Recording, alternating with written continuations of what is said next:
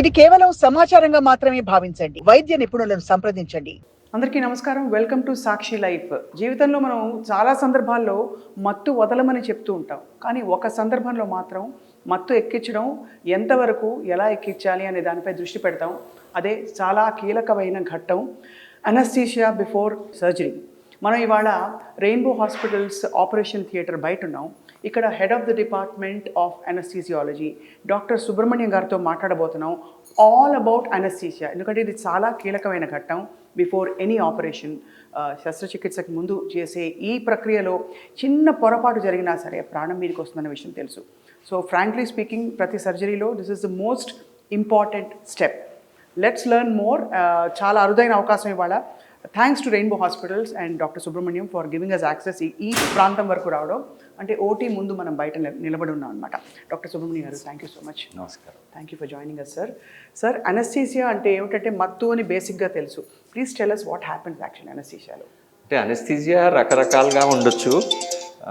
General anaesthesia అనేది మత్తు ఇవ్వడము. రైట్. మత్తు లేకుండా అవేకుండి కూడా స్పైనల్ అనస్థీజియా అని, ఎపిడ్యూరల్ అనస్థీజియా అని, ఉట్టి కింది భాగం మత్తు వచ్చే విధానాలు కూడా ఉన్నాయి. రైట్. అది ఏ సర్జరీకి ఎలాంటిది చేయాలి, పేషెంట్ బ్యాక్గ్రౌండ్ ఏంటి, వీటిని బట్టి కొన్ని డిసైడ్ చేస్తాము.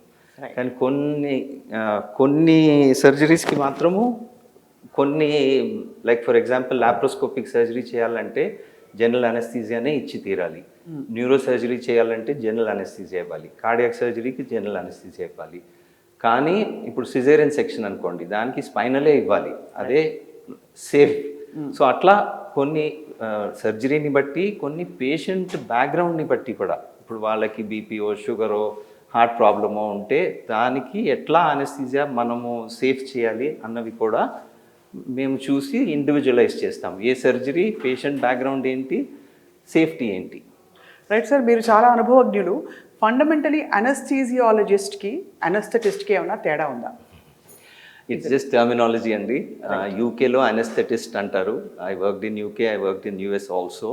అక్కడ అనస్థీజియాలజిస్ట్ అంటారు. ఇండియాలో we use the word anaesthesiologist, but it's interchangeable, both mean the same. Right. From what little we understand sir, మామూలుగా అనస్థీసియాలజిస్ట్ ప్రవేశం అన్నది సర్జరీకి ముందు జరుగుతుంది, కానీ సర్జరీ పూర్తయి పేషెంట్ దాదాపు కోలుకుంటున్నారు, మామూలు అయ్యే వరకు మీ పాత్ర ఉంటుంది. Tell us all the steps sir involved in all this. So ఇప్పుడు అనస్థీజియా అంటే ఉట్టి మత్తు నుంచి లేచగా పారిపోవడం కాదు. పేషెంట్ని ప్రీ అనస్థెటిక్ అసెస్మెంట్ అని ఉంటుంది, పిఎస్సి అంటాం, pre anaesthesia assessment clinic. Right. So first patient ఫిట్టా నాటా, లేక ఏదైనా మార్పులు చేయాలా సర్జరీకి ముందు, ఏదో షుగర్ ఎక్కువ ఉంది, లేక బీపీ ఎక్కువ ఉంది, లేక హార్ట్ వీక్గా ఉంది, ఇలాంటివన్నీ మనం పసిగట్టి క్వశ్చన్స్ అడిగి దానికి ఏమైనా ఫర్దర్ ఇన్వెస్టిగేషన్స్ ఉంటే చేయించి అప్పుడు మనం ఒక ప్లాన్కి వస్తాం ఏం అనస్థీజియా చేయాలని. అప్పుడు పేషెంట్కి చెప్తాము, you come on so and so day for surgery. Right. So సర్జరీకి వచ్చాక మళ్ళీ అన్నీ చెక్ చేసుకుని సర్టన్ గైడ్లైన్స్ చెప్తాం, ఈ ట్యాబ్లెట్స్ తీసుకోవాలి, ఇవి తీసుకోకూడదు, ఈ మెడిసిన్ అవాయిడ్ చేయాలి, ఇది తీసుకోవాలి, అవన్నీ ఫాలో అయ్యారా లేదా చూసుకోవాలి. తర్వాత ఫాస్టింగ్ గైడ్లైన్స్ ఉంటాయి. దాని ఇంపార్టెన్స్ ఏంటంటే జనరల్ అనస్థీజియా ఇచ్చేటప్పుడు మనకి మత్తున్నప్పుడు పొట్టలో ఉన్న జీర్ణం కాని పదార్థాలు నోటి దగ్గరకు వచ్చి ఊపిరితిత్తుల్లోకి వెళ్ళే అవకాశం ఉంటుంది. రైట్. దాన్ని ఆస్పిరేషన్ అంటాం. రైట్. అది it is a threat to life అది అయిందంటే కనుక. సో అది అవాయిడ్ చేయడానికి కొన్ని అవర్స్ ఫాస్టింగ్ ఉండాలని చెప్తాం. ఇలాంటివి ఫాలో అయ్యారా లేదా ముందు అడ్మిట్ అయినప్పుడు చూసుకొని, కొన్ని చెక్ లిస్ట్ ఉంటాయి, సొంతకం పెట్టారా, అనస్థీజియా రిస్క్స్ తెలుసా, సర్జరీ కన్సెంట్ అయిందా, ఇవన్నీ అయ్యాక ఏం అనస్థీజియా ఇవ్వబోతున్నామో అది ఆపరేషన్ థియేటర్లోకి తీసుకెళ్ళి ఆ అనస్థీజియా ఇస్తాం.